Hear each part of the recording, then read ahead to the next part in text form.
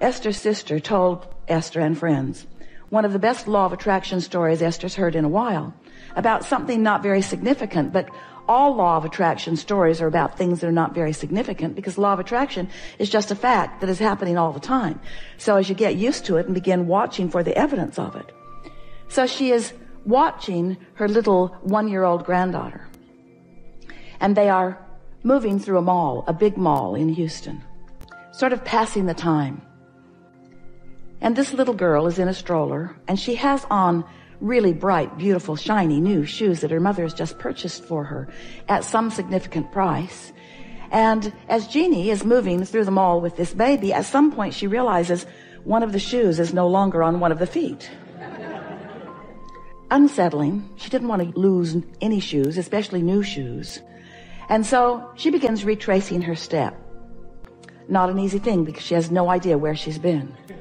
So she moves up and down 4 levels of a very large mall and does not find the shoe. Goes back to the hotel room thinking maybe we never got out the door with it, but it is not there either. And so the next day, still no shoe. And another day passes, and now Jeannie has given up on the shoe, you might say. And yet that morning she felt an inspiration to put the one remaining shoe on the baby. Now, that may seem odd, but it seemed like the thing to do, and so off she goes to the mall. And so they're just letting the time pass. She is having a nice time. She is babysitting while the mother is in meetings and moving around, sort of looking for the shoe, but really haven't given up on it. And then she comes to a buffet. She wants to get something for the little girl to eat. Looks at the menu, thinks, no, it's not quite right, begins to walk away, and feels an overwhelming impulse to go back there anyway. Even though her logic has said, this is not the place for us to eat, her feeling of, this is the place I want to be, was very strong. And because Jeannie was tuned in, tapped in, turned on, having a wonderful day with her little granddaughter, she followed the impulse and went in and is sitting and eating with Ava. And while they are having lunch, 4 teenagers come by and they say, the other shoe is in the bathroom. What bathroom? The bathroom down by such and such on another floor over there in the other end of the mall. Well, now Jeannie has all of the baby's things and all of their food there. And one of the little girls says, I'll go get it. So she goes and brings the shoe back. Now, isn't that just a really wonderful law of attraction story? It's a needle in the haystack story. But all law of attraction stories are needle in the haystack stories, aren't they? Because when you don't know where something is, it feels impossible to find it. But when you know that someone knows, Now, Jeannie was not spending much time worrying about this shoe, which is really the point that we're making. Once she gave up looking for it, once it was no longer lost, once it was no longer an issue, now she's just resumed normal life, running around a mall with a baby with one shoe. Not exactly normal life, but it was a happy life. So what we are saying to you is that these things are happening to you all the time too, aren't they? Things that seem not plausible, not even likely. But we want to bring you to a place of realizing that all things are possible. That there is nothing that you could want as insignificant as a button or finding a shoe, or more significant like a castle or an empire or a movement. There is nothing that is out of reach for you. You've just got to train yourself into the frequency of it. There is nothing off limits, and there is no order of business, but there will be a sort of building of momentum. It is our expectation that you will achieve a vibrational movement today that will put you in a place of being more accessible to those who are running around with you, who are shining spotlights on your path of least resistance in order to help you to find the other shoe. But it's not the finding of the shoe that we like most about this story. It's the unfolding of the story. It's the cooperative universe. It's the cooperative components. Because those cooperative components are what make up your life, you see. You are all day moving around with the cooperative components of your own desire or with the cooperative components of the absence of your own desire. But cooperative components are surrounding you constantly because you are offering a vibration that insists that components that are matching, that are cooperating with the vibration that you are sending must come to you. You getting the sense of this? The only thing that you can control is your own vibration. And your own vibration will bring to you cooperative components of whatever the vibration is.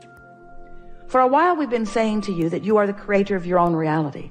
And we explained to you that through the processing of life that you've been sending off rockets of desire, knowing what you don't want, knowing what you do want. You've been asking, and you've created a vibrational momentum that amounts to a vortex version of you. It contains everything that you have become, all of the clarity, all of the mastery, all of the brilliance, all of the joy, all of the love, all of the beingness that you have been living over lifetimes and lifetimes and lifetimes is amassed in this vibrational version of that which is you. Your source is there. That which you call God is there. Your inner being is there. It is a vibrational version of the furthest, most expansion of that which you are. And it spins in a very high-flying, non-resistant frequency. And it amasses cooperative components, the likes of which we are not able to find words to describe. The mastery of your vortexual, vibrational reality is unspeakable, really. It is not unfeelable, but it is unspeakable. So you've been hearing us talking about this vortex. We've been spinning in the air, offering this experience of a vortex. And today we are wanting to say to you that that vortex exists and your point of attraction has a relationship with it. In other words, if your vortex is spinning as we say that it is, in this very high-flying, non-resistant frequency of success and well-being, then you must be in the vibrational vicinity of it in order for what's in it vibrationally to begin to manifest into your actual experience.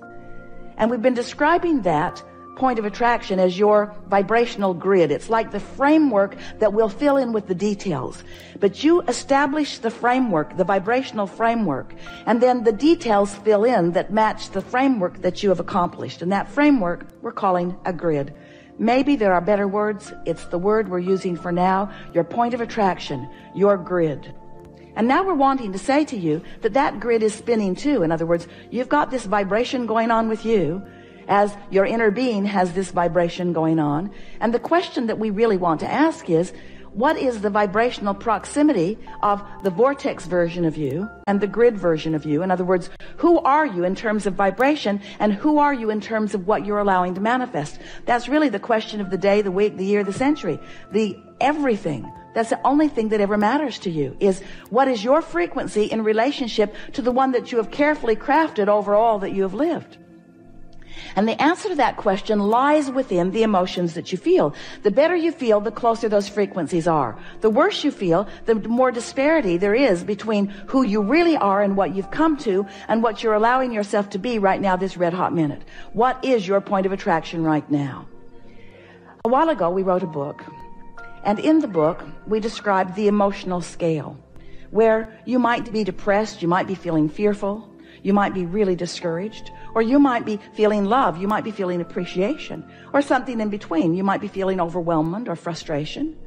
If you're feeling depressed, then revenge is a step in the right direction. If you're feeling revenge, then anger is a step in the right direction. But on this emotional scale, there are frequencies of greater and greater resistance. The worse you feel, the more resistance in the frequency, and the lower the frequency because of the resistance.